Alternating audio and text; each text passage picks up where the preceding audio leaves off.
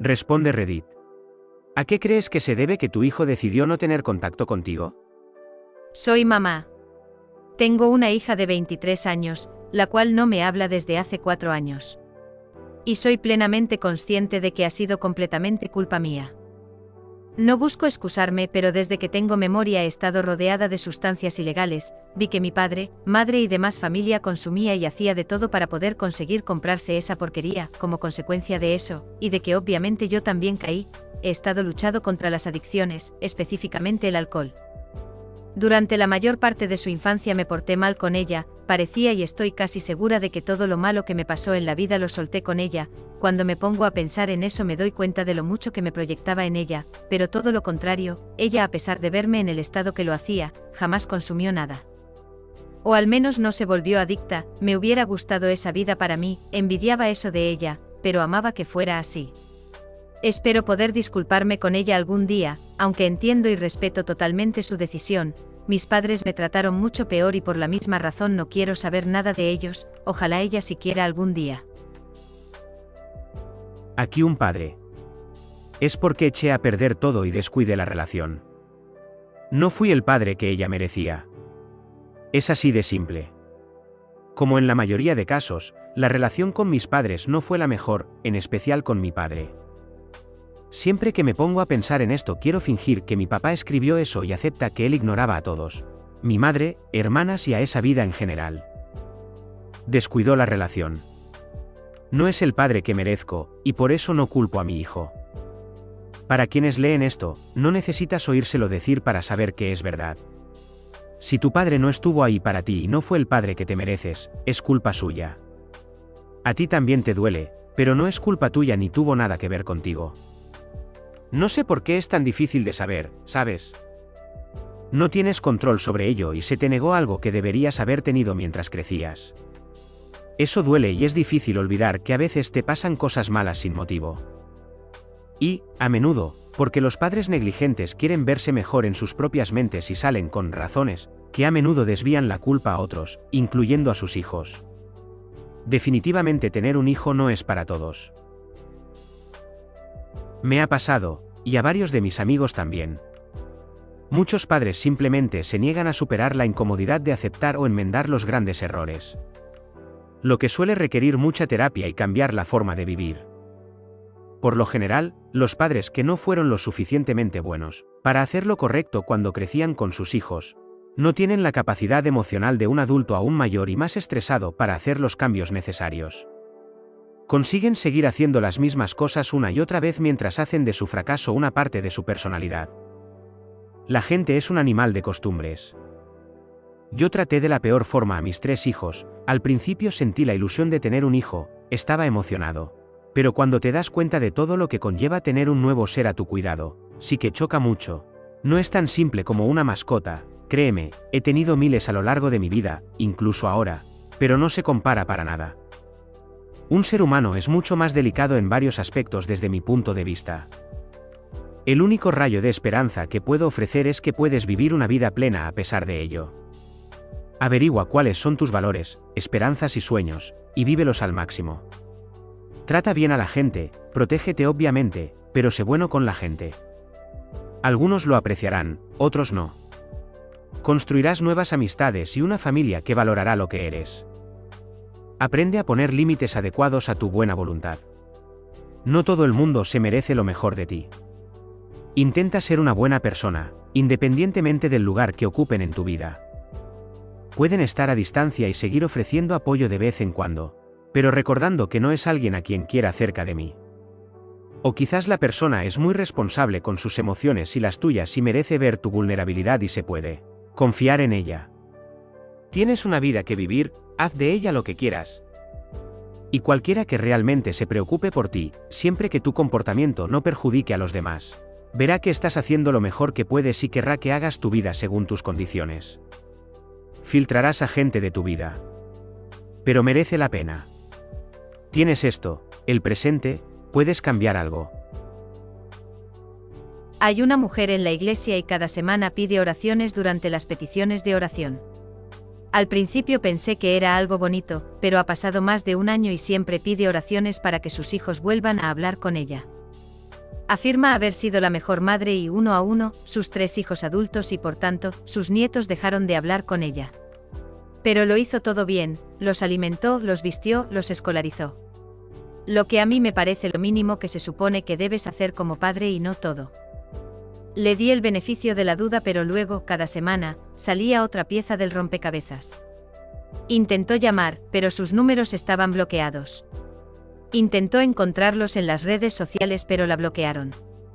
Qué extraño, dice que era una madre excelente, ¿por qué la bloquearían? Intentó ponerse en contacto de nuevo y recibió una carta manuscrita sobre por qué no debía volver a contactarlos, pero nunca supimos el contenido de la carta. Se suponía que debíamos compadecerla y sentir lástima por ella, y suponer que todos esos grupos de personas eran malvados y le estaban causando daños emocionales. Llegué a conocerla y es una narcisista abusiva y nada menos que pura maldad. Todas las banderas rojas que existan, las tiene ella, pero, eso sí, cada semana va a rezarle a Jesús por ella, todo el mundo, sus malvados hijos desagradecidos, bla bla bla. Me gustaría pensar que ella es solo despistada, pero entiendo que está enferma y probablemente no sabe lo horrible que realmente es. Me siento muy mal por sus hijos, pero muy feliz de que fueran lo suficientemente fuertes como para separarse de ese desastre. Ahora casi me produce dolor físico cuando pide oraciones para que sus hijos vuelvan a hablar con ella, porque sé que lo único que quiere es volver a hacerles daño. Ahora cuando me salen vídeos o imágenes de personas mayores o adultas que se encuentran solas, sin ningún familiar cerca, veo los comentarios o reacciones tristes asegurando que sus hijos e hijas son unos malagradecidos, que cómo pueden abandonar de esa manera a su padre o madre. He llegado a la conclusión de que siempre voy a dudar de ellos, es que por algo están solos, una persona no te va a dejar sola únicamente porque así le apetece, sí, los cuidaste, no es algo para aplaudir. Desde la perspectiva del otro progenitor, mis hijos adultos de 25 y 23 años, no se comunican en absoluto con su padre. Resumiendo, se volvió a casar una semana después de que nuestro divorcio fuera definitivo y él y su nueva esposa tuvieron sus propios hijos. Con el tiempo sus visitas a los niños se hicieron más infrecuentes y estresantes debido a la aversión de su esposa hacia mí y mis hijos. No ha tenido contacto con los niños en más de 3 años y su último intento fue 4 años antes.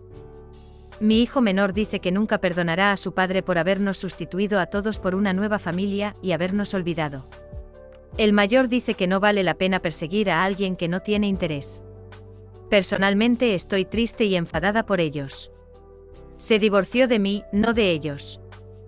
Edith, no puedo responder a todos, pero quiero decir, la cantidad de personas que dicen que han experimentado este mismo problema me asombra y me rompe el corazón. Simplemente no entiendo a un padre que puede alejarse de sus hijos. Incluso cuando ha sido duro y he tenido que ser a la vez mamá y papá, no cambiaría a mis hijos por nada. Cuando yo era mentor de adolescentes, pasaba seguido, el padre se casaba con una mujer demasiado joven para él, ella tenía un hijo o 2, enfermaba y moría, el padre dejaba al niño con los padres de la madre, se iba y tenía una nueva familia en menos de 5 años y nunca mantenía el contacto. No solo eso, la cantidad de hombres que se divorcian de sus esposas en el momento en que ella descubre que tiene cáncer o alguna otra enfermedad crónica es enfermizamente alta. Hasta el punto de que a algunas mujeres se les dice, tiene cáncer y es estadísticamente probable que tu marido te deje. El problema es tan grave que cuando participé en un grupo de Facebook sobre una de mis enfermedades crónicas, la gran mayoría de los mensajes eran de mujeres que divulgaban que su marido las dejaba por culpa de su enfermedad o que pedían desesperadamente consejos sobre cómo controlar su enfermedad lo suficiente como para que su marido no las dejara. El 90% hablaba de que su marido las había dejado porque estaban demasiado enfermas para tener relaciones sexuales más de una vez al mes. Dentro de este porcentaje se encontraba mi ex, por eso mis hijos no le quieren hablar. Mi madre, que era médico psiquiatra, empezó a tener una aventura con un ex compañero de instituto al que sacamos de la cárcel. Durante la aventura empezaron a incitarle el sueño a papá con vodka y Ativan para que se desmayara. Los atrapé y fui a la policía a denunciarlo. Se pusieron en contacto con mi madre, que era psicóloga, y la policía me llevó para que me evaluaran y me recluyeran en un centro psiquiátrico. Me retuvieron contra mi voluntad. De todas formas me retuvieron hasta que papá se desmayó y se rompió 7 costillas y se rompió algunos ligamentos, en la caída. Le rogué a la gente de la sala de psiquiatría que hiciera una investigación con su médico para hacer un informe toxicológico y que tuviera Ativan no recetado en su sistema. Efectivamente, estaba drogado. Yo tenía razón. Me dieron el alta del psiquiátrico a la mañana siguiente. Así que eché a mamá y a su nuevo novio. Conseguí que papá estuviera sobrio. Ahora mamá se escapó con su novio y luego se enteró de que la golpeó hasta casi matarla. Pero mamá ha retrocedido a ser una niña asustada y no va a presentar cargos porque tiene miedo de que vuelva a la cárcel. Mi hija pasó por un acontecimiento traumático cuando descubrió que su madre tenía una aventura con un adicto. La hija estaba furiosa con su madre por haber destruido la familia. Mamá enloqueció, amenazó con suicidarse en la cara de nuestra hija, culpándola a ella. En ese momento, todo cambió y la hija se convirtió en la cuidadora de su madre, que retrocedió a la infancia, un cambio total de papeles cuando mi hija realmente necesitaba una madre. No era seguro enfadarse con mamá, por miedo a que se suicidara, así que yo me convertí en el objetivo.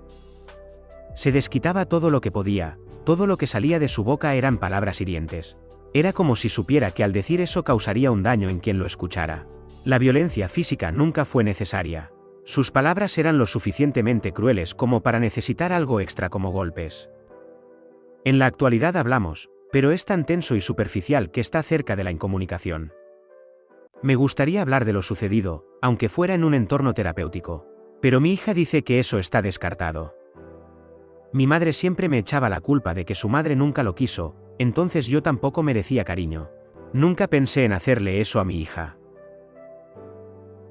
Todos los hombres que he conocido que perdieron a su mujer por muerte o divorcio se volvieron a casar al cabo de un año. Mi padre murió hace más de 30 años, y mi madre ni siquiera salió después. Todos. Ella también era un espectáculo de humo total. Una vez le pregunté por qué me preocupaba que se sintiera sola, y me dijo que nadie podría estar a su altura. Para colmo de males, cuidó de su propia madre y de la madre de mi padre en los últimos estertores de sus vidas, y nos crió a mi hermano y a mí y pagó nuestra casa con unos ingresos de risa. Como las mujeres llegaron a ser etiquetadas como el sexo débil, desafía absolutamente la lógica. Mi madre no era perfecta, pero como se suele decir, hizo lo mejor que pudo, y cuando lo supo hacer mejor, lo hizo mejor. Lo hizo mejor que la mayoría en circunstancias similares. Mi padre tampoco era perfecto, pero también era una persona maravillosa, y trabajaron a través de sus anticuados puntos de vista sobre los roles de género para hacer un reparto más equitativo del trabajo dentro de nuestro hogar. Podríamos cambiar esa percepción de que las mujeres son más reemplazables que los hombres cuando se han ido.